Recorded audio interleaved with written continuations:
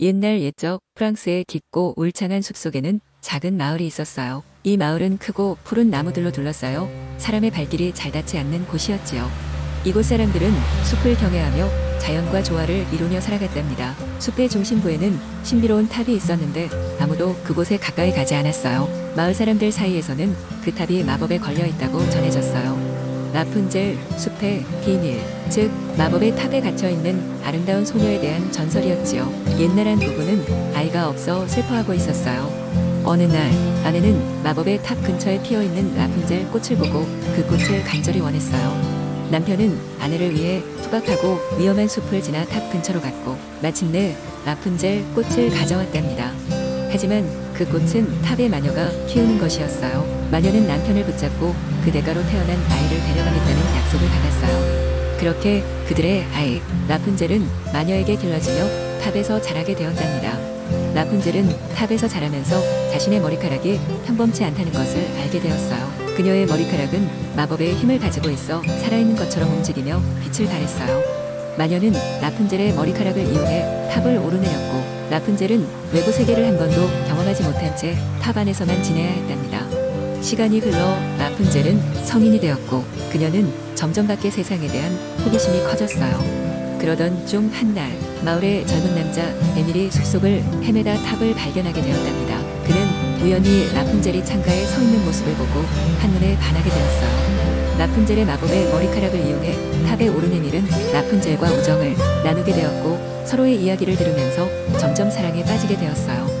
라푼젤과 에밀은 도망칠 계획을 세우게 되었고 마녀의 눈을 피해 정교한 탈출 작전을 준비했어요. 그러던 어느 날 밤 에밀의 도움으로 드디어 라푼젤은 탑에서 탈출할 수 있었어요. 두 사람은 함께 숲을 빠져나와 마을로 향했어요. 마을에 도착한 라푼젤은 부모님과 재회할 수 있었고 숲에 전설로만 남아있던 소녀가 마을 사람들 앞에 나타난 것이었어요. 사람들은 기뻐하며 환영했고 마녀는 다시는 그들을 해치지 못했답니다. 라푼젤과 에밀은 함께 행복한 가정을 꾸리고 마을 사람들과 평화롭게 살았고 그들의 사랑과 용기는 오랜 시간 동안 마을 사람들에게 전해지게 되었답니다. 라푼젤의 이야기는 시간이 흘러도 여전히 프랑스의 숲속에 전해 내려오며 사람들은 자연 속에서의 삶과 사랑의 마법을 믿게 되었답니다.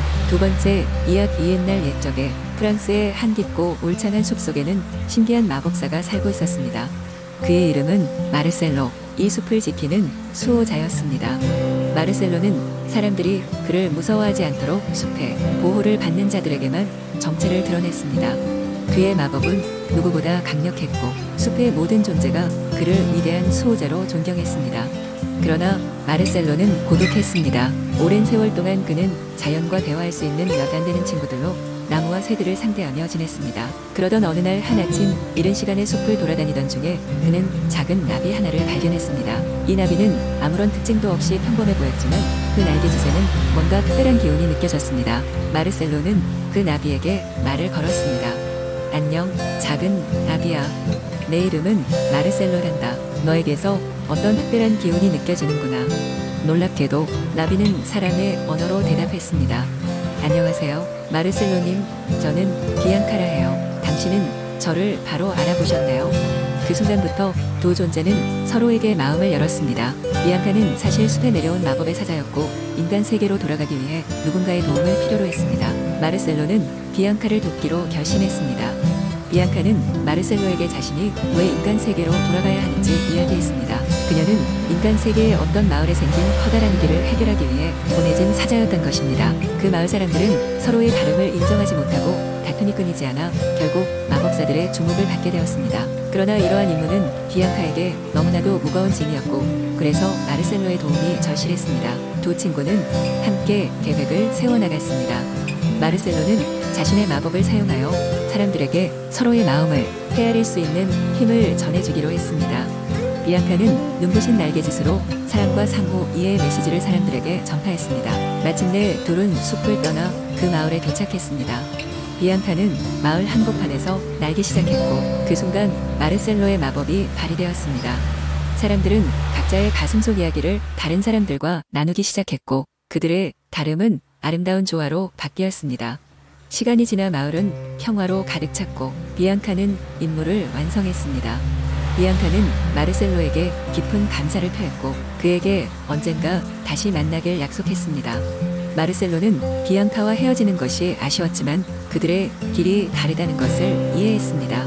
그 후 마르셀로는 다시 숲으로 돌아와 자신의 삶을 이어갔습니다. 하지만 이제는 더 이상 외롭지 않았습니다.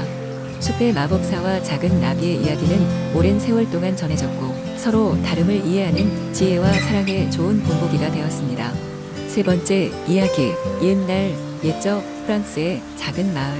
베르클리에는 항상 정확하게 시간을 알려주는 마법의 시계탑이 우뚝 서 있었다. 이 시계탑은 마을 사람들에게는 단순한 시간의 지표 이상의 존재로 매년 추수 감사절마다 시계탑의 종소리를 들으며 상대방의 진실한 마음을 알 수 있다는 전설이 전해졌다. 시계탑은 마을 중앙 광장에 위치해 있었고 매일 정오와 자정에 맞춰 으르렁거리는 종소리를 내므로써 마을 사람들의 일상에 깊이 스며들어 있었다. 마을은 평화롭고 화목했지만 그 누구도 시계탑의 비밀을 알지 못했기에 종소리가 울릴 때마다 마을 아이들은 호기심에 눈을 반짝였다. 그러던 어느 날 호기심 많은 소녀 엘리제는 친구들과 함께 시계탑의 비밀을 풀기 위한 탐험을 결심하게 된다.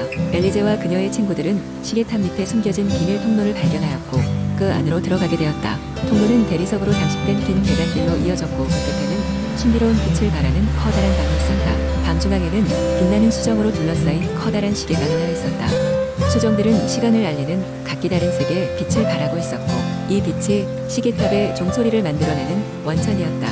시계 옆에는 낡은 책 한 권이 놓여 있었고 엘리제는 그 책을 발견했다. 책 속에는 마법의 시계탑이 세상 모든 진실한 마음을 모아 그 힘으로 시간을 만들 수 있다는 내용이 적혀 있었다.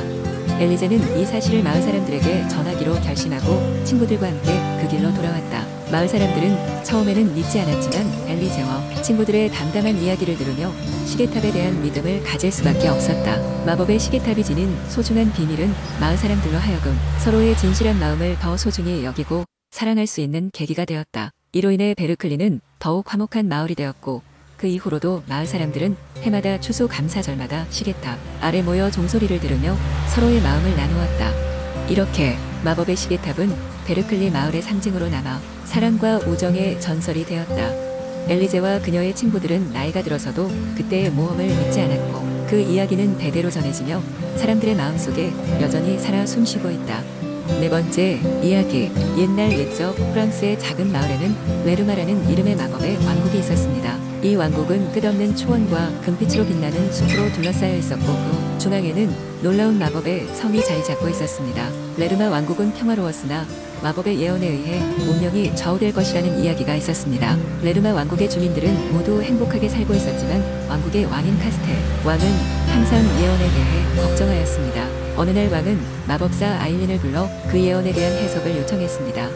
아일린은 왕에게 예언이 곧 실현될 것이라 경고하며 왕국의 운명을 바꾸려면 세 가지 조건을 채워야 한다고 말했습니다. 첫째, 성스러운 백합을 찾아라. 둘째, 영원한 지혜의 책을 읽어라. 셋째, 진정한 용기를 증명하라. 이에 카스테러는 세 가지 조건을 충족시키기 위해 3명의 용감한 기사들에게 이러한 임무를 맡겼습니다. 첫 번째 기사는 크리스라는 이름의 젊은 기사로 성스러운 백합을 찾기 위해 금빛 숲으로 향했습니다. 크리스는 거친 외딴 숲속에서 여러 가지 시련을 겪으면서도 마침내 성스러운 백합을 발견했습니다. 그 꽃을 성으로 가져오자 놀랍게도 왕국 전체에 평화로운 기운이 감돌기 시작했습니다. 두 번째 기사는 연륜이 깊은 지혜로운 맨서 기사였습니다. 맨서는 영원한 지혜의 책을 찾기 위해 왕국의 가장 외진 도서관을 방문했습니다. 도서관의 고서더미 속에서 맨서는 오랜 시간 간절히 책을 탐구하였고 드디어 영원한 지혜의 책을 찾았습니다. 그 책을 읽고 나서 그는 왕국의 지혜를 크게 향상시켜 지식의 시대를 열었습니다. 마지막으로 세 번째 기사인 용맹한 알렉은 진정한 용기를 증명하기 위해 용의 굴로 향했습니다. 알렉은 끔찍한 용과 맞서 싸우며 자신의 두려움을 극복했습니다. 용을 무찌른 후 알렉은 자신의 영웅적 행위를 통해 용기의 진정한 의미를 왕국에 전했습니다. 이 세 기사의 희생과 노력 덕분에 레르마 왕국은 예언을 극복하고 번영의 시대로 들어섰습니다. 카스테러는 이들의 용기와 지혜를 기리며 왕국 전체에 성대한 축제를 열었습니다. 그리고 왕국의 모든 사람들은 행복하게 살게 되었습니다. 이렇게 레르마 왕국은 세 가지 위대한 덕목, 즉 지혜, 용기, 희생을 통해 마법의 예언을 극복하고 찬란한 미래를 맞이하게 되었다는 이야기로 사람들에게 오래도록 회자되었습니다. 다섯 번째, 이악 이엔날 옛적 프랑스의 아름다운 시골 마을에 소공녀 클레어가 살고 있었습니다. 그녀는 지혜롭고 아름다웠지만 왕국에 불행이 닥쳐오고 있음을 느끼고 있었습니다. 클레어의 다섯 번째 생일날, 마을의 가장 오래된 나무 밑에서 할머니에게 기도를 드렸습니다. 그때 하늘에서 작은 이슬방울 하나가 그녀의 손바닥에 떨어졌습니다. 그것은 단순한 이슬방울이 아니라 요정의 마법이 깃든 것이었습니다.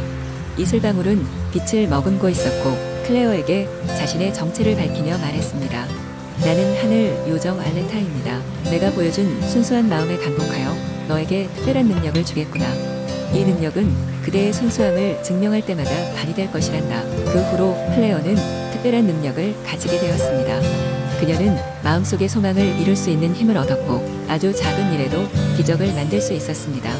그러나 이 능력은 욕심이나 탐욕과 반대되는 오직 이타적이거나 진심에서 우러난 소망을 이룰 때에만 발현되었습니다. 어느 날 마을에 가뭄이 심해졌습니다. 주민들은 고통스러워했고 농작물은 시들어갔습니다. 클레어는 마을의 고난을 보고 슬퍼하며 정원의 가장 아름다운 꽃밭에 앉아 다시 한번 이슬요정 알레타에게 소망을 빌었습니다. 그녀의 순수한 마음은 하늘에 닿았고 이번에도 알레타는 클레어의 기도에 응답했습니다. 하늘에서는 검은 구름이 밀려오기 시작했고 마을 전역에 시원한 빗줄기가 내리기 시작했습니다. 사람들은 환호하였고 농작물들은 다시 살아났습니다. 마을 사람들은 클레어의 순수함과 착한 마음 덕분에 살아날 수 있었습니다. 클레어는 나이가 들면서도 자신의 이슬 능력을 남을 돕는 데에만 사용했습니다. 마을 사람들은 그녀의 순수한 마음과 지혜로움을 좋아했고 클레어는 존경받는 인물이 되었습니다. 그녀는 언제나 마을을 돕기 위해 헌신하며 살았고 그녀가 만들어낸 기적들은 세기를 넘어 후대에까지 전해졌습니다. 어느 날 클레어는 자신의 시간도 다가왔음을 느꼈고 조용히 마을의 가장 오래된 나무 아래 앉아 노을을 바라보았습니다. 마지막 이슬방울이 그녀의 볼에 떨어졌고 그 순간 그녀는 빛으로 변하여 하늘로 사라졌습니다. 그녀의 존재와 이야기는 마을의 전설로 남았습니다. 마을 사람들은 클레어를 기리기 위해 그녀가 사라졌던 그 나무를 클레어의 나무라 불렀고 매년 그 아래에서 축제가 열렸습니다. 사람들은 그녀의 순수한 마음과 이타적인 삶을 되새기며 자신의 소망을 이룰 때도 처음의 마음가짐을 잃지 않기로 다짐하며 행복하게 살아갔습니다.